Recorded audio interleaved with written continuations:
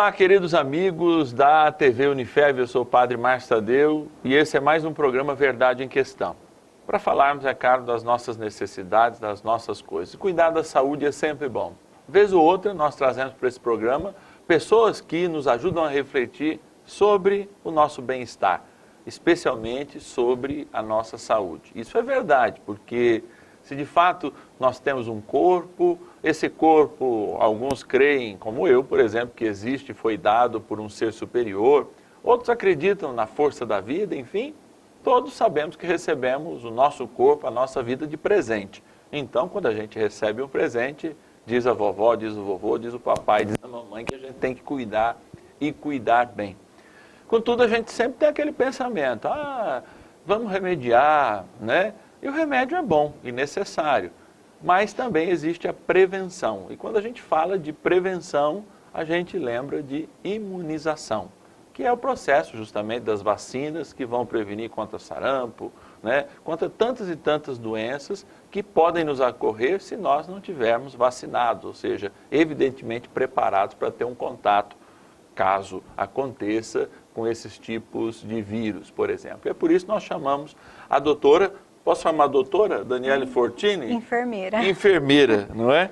Que é responsável pela imunização, né? Mas também não tem doutora na enfermeira lá? Não. Porque eu sei que fisioterapeuta tem, etc e tal, né? Enfermeira. É enfermeira, então tá bom. E como é que é isso? Nós estamos acostumados mesmo, o brasileiro, da América Latina como um todo, né? Claro que não é só o problema, problemas assim de países ou subdesenvolvidos ou em desenvolvimento, de não acreditar ou não acessar tanto a questão da imunização. Isso corresponde? Antes de mais nada, bem-vindo. Obrigada. Bom, a imunização, ela está aí, né? O objetivo dela é prevenir nós, né? Tanto adulto, criança, contra doenças, né? E evitar aí, manter certas doenças erradicadas do nosso país, evitar adoecimento, evitar mortes. Mas, infelizmente, ainda temos concepções errôneas, né? Por exemplo, às vezes pensa que a vacina vai fazer mal ao invés de fazer bem. Tem grupos aí anti-vacinas que nós já ouvimos falar. Então, na verdade... No Brasil, na história do Brasil, a gente teve, na década de 30, vacina compulsória mesmo, era obrigatória, né? Justamente por causa que espalhava uma fofoca, vamos dizer assim, nada científica, que a vacina trazia mais malefício do que benefício. Infelizmente, até nos dias de hoje, né, a gente assim, ouve falar que tem os grupos anti-vacina, né, que fazem propaganda para não aplicar a vacina porque vai fazer mal, vai contrair a doença. E, na verdade, não é. A vacina ela é para prevenir. O que ela vai fazer é introduzida ali no nosso organismo uma pequena parte, vamos dizer, por exemplo, do vírus do sarampo, mas é um vírus produzido em laboratório, ele é um vírus que ele não tem a capacidade de desenvolver a doença na pessoa. Apenas ele desperta, né, o teu sistema, o seu sistema está preparado. Ele vai fazer com que o teu organismo desenvolva uma defesa contra o vírus selvagem do sarampo, que é o vírus mesmo que causa a doença em si. Porque aí do tempo aí que nós temos vacina, tantas pessoas, crianças são vacinadas, se fosse assim a gente teria um monte de doença aí aparecendo por conta da vacina. Mas pelo contrário, muitas doenças foram erradicadas através da vacinação. Tem o caso da poliomielite, né, que é a paralisia infantil que a gente conhece, né? E às vezes eu estava lendo um artigo, até na França, se eu não me engano, era de um periódico francês, que eu trabalho com bioética também, professor de bioética, convidado, enfim, em algumas universidades, quando a gente fala dessa relação da bioética com a religião. E eu estava lendo lá que ele falou assim, muitas vezes a falta de ver o mal que aquele vírus pode trazer, não incentiva as pessoas, né? Como você não tem uma epidemia, vamos dizer assim, né? Você não se assusta mais com aquilo, né? Eu vi isso e parece que tem acontecido isso, um fator até psicológico, não sei se existe alguma estatística, mas a gente pode refletir, não precisa refletir no nível acadêmico, isso aqui é um bate-papo. Essa questão de, sei lá, por eu não ver mais ninguém que sofreu de paralisia infantil, então, isso aí já está erradicado mesmo, não precisa, eu posso passar o dia da vacinação, posso ir outro dia e aquele dia vai se postergando, né, e a gente vai procrastinando o cuidado que a gente tem consigo mesmo, né? Isso acontece mesmo? Você percebe que você está na prática, né? Percebo muito, né? Nós, às vezes, brasileiros, a gente, seres humanos, nos acomodamos um pouco, né? Igual você falou, quando não está surgindo a doença, eu percebo muito isso. Por exemplo, não está falando no Jornal Nacional que morreu pessoas, por exemplo, de febre amarela, da gripe, do sarampo, né? Então a gente assim se acomoda. Sim. Então pouco fala, então pensa, não está aparecendo, não está tendo, não tem importância, né? Quando começa a aparecer, que começa a morrer pessoas, começa a anunciar na mídia, né? No Jornal Nacional, morreu de febre amarela. Aí a fila triplica, né? Isso, aí aumenta a procura, a gente tem uma alta cobertura vacinal. Isso assim, infelizmente as pessoas deixam para procurar só no momento em que está grave, né? Você está ali com um risco, ao invés de prevenir, a gente tem que procurar antes para prevenir. Você está na área de saúde e você sabe que a gente tem maus hábitos, né? Eu acho que essa é uma grande dificuldade do dia a dia, né? Isso, às vezes não só... Porque, não, por exemplo, eu viajo um pouco, vamos dizer assim, e eu vejo, por exemplo, o tratamento de quem está com gripe, por exemplo. Quem está com até mesmo um resfriado, né? A pessoa se previne, ela evita de sair, ela mesma lava as mãos. E a gente vai perdendo esses hábitos que a gente às vezes aprende na infância, aprende na escola. Chegou da rua, lava a mão. Olha, teve uma pessoa com gripe, qualquer outra, lave a mão.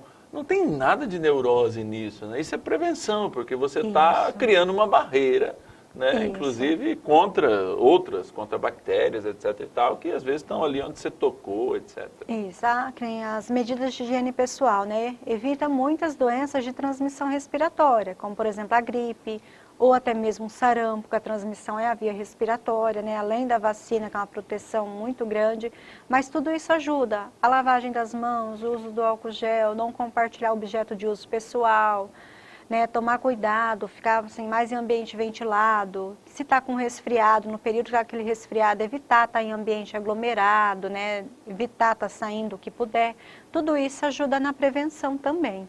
Sim, sem dúvida, porque existe um processo, a doença tem um processo, ela tem um tempo, e acho que a gente tem que respeitar esse tempo também, né? Isso. Porque às vezes a gente hoje em dia tem mania de entrar na farmácia e achar que a gripe que cura sempre com uma semana, cura com 7 dias com o medicamento. Na verdade, a prevenção valeria muito mais, né? Ah, sim, a gente evitar estar saindo, estar usando medidas de etiqueta, que é a lavagem das mãos, né?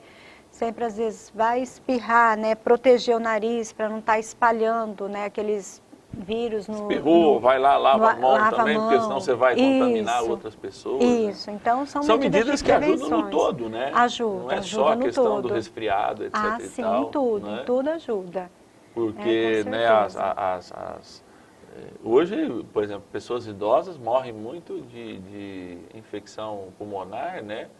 Que a gente chama pneumonia, né? Isso. Tanto virótica quanto bacteriológica, por causa de, muitas vezes, falta de higiene, falta de um ambiente onde se abre a janela para correr um ar novo. Às vezes, uma gripe que pega e complica, principalmente no idoso, na criança, na gestante, né, na puérpera, são pessoas que estão mais vulneráveis a ter complicações pelo vírus da gripe. Então, complica, gera uma pneumonia, gera uma internação hospitalar e até a morte. Eu tive recente, assim, enfim, o trabalho da gente é um pouco televisão, um pouco rádio, então meu instrumento é a voz, né? E nessa época de secura, a gente fazia uso daquele areador lá, aquela coisa toda, eu usava até até para alguns dias para respirar, que, né, a rinite atrapalha um pouquinho mais como é que fala, aquele nebulizador, né, lá que bota aquilo, né? Aí eu tive com o meu médico que isso eu fazia por mim mesmo, isso ainda dando aula em faculdade de medicina. Eu fazia por mim mesmo. Geralmente quando acontecia esse processo, eu ficava com uma tosse, Daniele, enorme assim, de dias, né? Porque eu enchia o quarto de bacia, etc e tal, né? O umidificador, tudo isso, e fazia inalação, etc e tal. Aí ele falou assim, olha... Inalação tem um caso específico para fazer, tem uma indicação médica, não pode ser feito, porque feito em casa, você não faz a devida limpeza, vamos falando assim no português claro, no teu equipamento, né, porque parece que precisa de álcool isopropílico, etc e tal, todo que é um álcool especial mesmo para eliminar germes. Eu falei, olha, isso eu já não faço. Ele falou assim, e tem uma chance maior. Eu falei, mas por que eu fico tossindo? Né? Eu melhoro aqueles dias e eu fico tossindo. Ele falou, porque muitas vezes quando a gente faz sem diagnóstico, a gente leva a bactéria que está na via aérea superior para a via aérea inferior principal. Então, eu estou dizendo assim, porque sou meio tanimbado na defesa da gripe, eu sou meio neurótico nesse sentido, assim, visito pessoas com gripe, etc e tal, mas essa coisa do tocar, essa coisa, eu sempre respeito, né? Uma vez eu estava também numa viagem, né? E os orientais, né? Os orientais é interessantíssimo, né? Que eles têm a sua máscara, né? Toda enfeitadinha para num momento de gripe, né? Num resfriado, é claro que gripe é um outro processo, talvez a gente pudesse até fazer essa diferenciação, porque deve ajudar, Daniela. Eles usam justamente para prevenir, olha, eles vão lá para o trabalho, mas vão tapado, né? E existe, eu fiquei sabendo por ocasião disso, algumas cidades que obrigam, se a pessoa quiser sair de casa, ela estiver gripada, ela recebe multa se ela não tiver com a máscara. Então você vê assim, né? Mas hoje a gente tem muitos problemas, porque eu fico, desculpe falar, mas acho que é até um discurso dentro da sua área, claro que a área outra de vigilância, etc e tal, mas, por exemplo, a dengue, eu só vou me preocupar em tirar a água empoçada quando eu tenho um vizinho que está com dengue, entendeu? Se está no quarteirão de baixo, essa educação popular é muito complicada, não é não? É complicado, porque assim, tudo, como a gente falou, as medidas de higiene ajudam a prevenir. No caso da dengue e outras doenças também, leishmaniose, a zika, chikungunya, tudo assim, manter os quintais limpos, organizado, eu cuidar do meu quintal. Às vezes tem ali o vizinho, a gente assim, chegar a conversar, ou até ir num órgão público, né, se for o caso. Mas assim, mantendo os quintais limpos, a gente fica um bom tempo livre. Porque a gente se sente seguro quando o agente de saúde vem lá. Mas olha, se esse agente de saúde estivesse fazendo outro tipo de visitação, né? Estivesse desenvolvendo outro tipo de trabalho, porque a gente poderia ter tranquilidade. Olha, aqui eu estou cuidando, eu estou lavando o que precisa, né? Estou virando aí os potinhos, etc e tal, estou cuidando, porque é uma necessidade, né?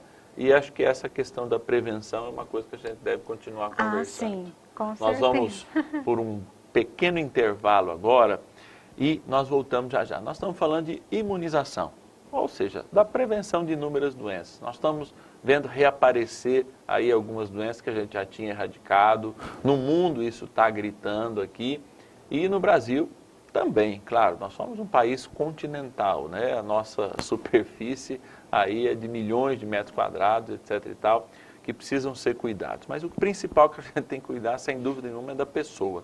E aí fica a pergunta para a gente continuar respondendo no próximo bloco. Você está com a sua carteirinha de vacinação em dia? Depois eu vou levar a minha para a Daniela dar uma olhada, ver se está tudo ok. E se eu fosse você, eu aproveitava inclusive até o intervalo para ir lá buscar a sua carteirinha, acha a sua carteirinha, que depois eu vou perguntar para a doutora, olha, 40 anos, o que eu preciso ter de ok lá na minha carteirinha? Esse é o programa Verdade em Questão, essa é a TV Unifev, a gente vai dar um pequeno intervalo e já volta.